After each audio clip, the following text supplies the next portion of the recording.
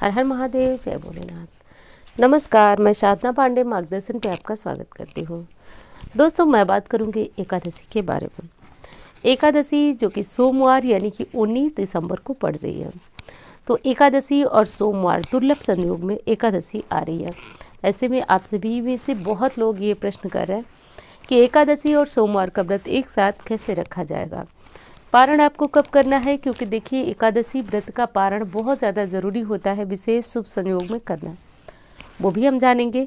दूसरी चीज़ है कि एकादशी मतलब आज की जो एकादशी है वो सर्वार्थ सिद्धि योग, 3 शुभ योग बन रहे हैं आज के दिन। सर्वार्थ सिद्धि योग बन रहा है, लक्ष्मी नारायण योग बन रहा है। और दूसरी चीज़ है दोस्तों कि ये जो शुभ संयोग है इसमें सबसे बड़ी जो बात है कि आज सोमवार है, और सोमवार और एकादशी ऐसी तिथि यानी कि गुरुवार और सोमवार को जब एकादशी पड़ जाती है तो ये अपने आप में ही बहुत विशेष हो जाता है, क्योंकि ये नारायण का दिन है और भोलेनाथ यानी कि भोलेनाथ और नारायण दोनों की पूजा एक साथ करने का विशेष अवसर जब हमें मिल जाता है तो ये शुभ संयोग अपने आप में और अधिक शुभ हो जाता है।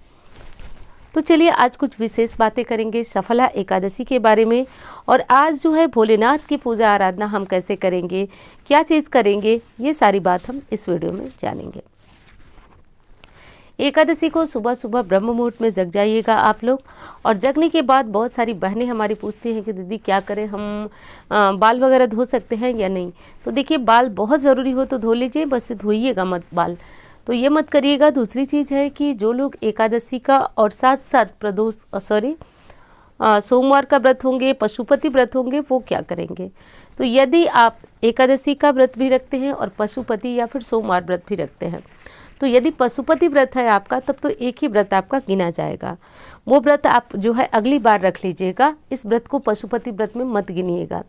दूसरी चीज़ कि जब आप साधारण सोमवार का व्रत रख रहे हैं और एकादशी का रख रहे हैं तो दोनों का पुण्य फल पाना चाहते हैं, तो आज यदि साधारण वाले जो सोमवार होगा उसमें यदि आप अनाज खाते हैं तो मत खाइएगा, क्योंकि इस तरह आपकी एकादशी नष्ट हो जाएगी। और यदि आप आज अनाज नहीं खाते हैं तो सोमवार प्लस एकादशी दोनों का पुण्य फल आपको मिल जाएगा। लेकिन पशुपति व्रत में क्या नियम होता है कि उसमें आप नहीं रह सकते हैं, उसमें यदि आप रखें तो एक ही व्रत की गिनती नहीं होगी आपकी। यदि आप एकादशी रखेंगे तो आपका पशुपति व्रत जो है वो छूट जाएगा, तो व्रत तो आपको अगला जो है बढ़ा करके रखना होगा। ये वाला व्रत आपका मान्य नहीं होगा, क्योंकि आप एकादशी और पशुपति दोनों हैं। तो ऐसे में पशुपति व्रत एक व्रत और बढ़ा लीजिएगा। चलिए ये बात तो आपकी स्पष्ट हो गई। अब हम बात कर लेते हैं दोस्तों कि आज भोलेनाथ नारायण की आराधना कैसी करनी है। तो आज घर में जो विशेष पूजा आराधना होती है, फोटो मूर्ति यदि मूर्ति है तो आज ये काम करना मत भूलिएगा, क्योंकि सफला एकादशी हर कार्यों में सफलता देती है। तो आज यदि पीतल की भगवान विष्णु की मूर्ति है तो बहुत अच्छी तरह से दूध, दही, घी, शक्कर, शहद से स्नान कराकर पूजा कर लीजिएगा। शालिग्राम जी हैं तब आप उनका विशेष पूजन आराधना आज के दिन कर लीजिएगा। और इसके बाद जो है भगवान विष्णु को पीले पुष्प, पीला कपड़ा, ये सब चढ़ा करके पीला चंदन आज पूजा आराधना साधारण कर लीजिएगा। जो लोग एकादशी का व्रत नहीं रखते हैं तो एक नियम का ध्यान रखें, चावल नहीं खाएंगे। आज के दिन भोलेनाथ की आराधना पूजन करने वाले शिवलिंग पर चावल नहीं चढ़ाएंगे। वैसे तो एक नियम होता है दोस्तों, कहा जाता है कि एकादशी में कोई भी देवी देवता अनाज ग्रहण नहीं करते। उनको मिश्री का भोग लगाइए, केले वगैरह का भोग लगाइए, लेकिन आज उन्हें अनाज का भोग कदापि नहीं दिया जाता है। दूसरी चीज़ है, आज तुलसी माता हैं तो उनको जल नहीं चढ़ाएंगे, आप भोग नहीं लगाएंगे। शालिग्राम जी के साथ बैठकर उनको सींच सकते हैं, उनको पूजन कर सकते हैं उनके साथ ही, लेकिन नहीं है शालिग्राम जी तो आप तुलसी जी को भोग नहीं लगाएंगे, जल नहीं चढ़ाएंगे। शाम को दीपक ज़रूर जलाइएगा। ये सब काम आपका हो गया। अब चलिए दूसरी चीज़ पे बात कर लेते हैं हम कि एकादशी हमारी कब शुरू हो रही है, कब समाप्त हो रही है और पारण हमें कब करना है। तो देखिए सफला एकादशी प्रारंभ हो रही है 19 दिसंबर को सुबह 3:32 पर, और एकादशी जो है वो हम रहेंगे 19 तारीख को। समाप्त कब हो रही है तिथि, तो एकादशी की तिथि समाप्त हो रही है 20 तारीख की रात्रि को 2:32 पर, और अगले दिन पारण। तो देखिए 20 दिसंबर को ही हम पारण करेंगे, वो सुबह सुबह 8:05 से 9 16 मिनट तक। तो ये जो समय काल है, ये अवधि है, इस दौरान आपको पारण कर लेना है। इसके बाद जो है हरिवासर, आप जानते हैं हरिवासर वगैरह हो जाने के बाद आपको पारण नहीं करना होता है, इसलिए ये समय काल, ये अवधि बहुत ज़्यादा ज़रूरी है। और हाँ दोस्तों, इंस्टाग्राम फेसबुक पर मुझे फॉलो करना चाहते हैं तो कर लीजिएगा। और वीडियो कैसी लगी बताइएगा ज़रूर, अच्छी लगती है तो लाइक करें, चैनल को सब्सक्राइब कर लें। और जो नंबर आप देख रहे हैं इस पर कुंडली दिखाना हो तो संपर्क कर सकते हैं।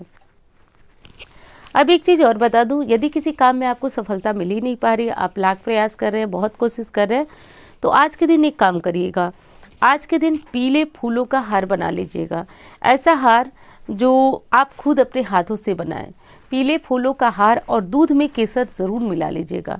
तो कम से कम 1.25 लीटर दूध ले लीजिए और पीले फूलों का हार ले लीजिए, और ये ले जाकर किसी भी शिवलिंग पर आप इसे समर्पित कीजिए। आज जो है एकादशी है और साथ साथ सोमवार भी है, तो बेहद दुर्लभ संयोग है। ये दोनों चीज़ें ओम नमः शिवाय या फिर हर हर महादेव बोलते हुए कम से कम जो है आप 1.25 लीटर दूध शिवलिंग पे चढ़ाएंगे। और दूसरी चीज़ कि ये पीले फूलों का हार जब भगवान शंकर जी का श्रृंगार आप करेंगे तो ये ज़रूर समर्पित करेंगे। अब मैं बताती हूँ इससे होता क्या है। देखिए, एक चीज़ को आप नोट करिए, बहुत ज़्यादा ध्यान से सुनिए इस बात को।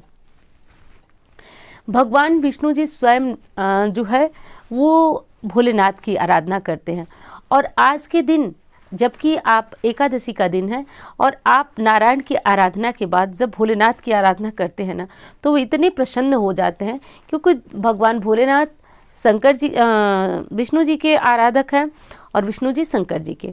तो ऐसे में जब आप एक साथ इनकी आराधना कर देते हैं ना, तो निश्चित रूप से आपके काम पूर्ण होते हैं।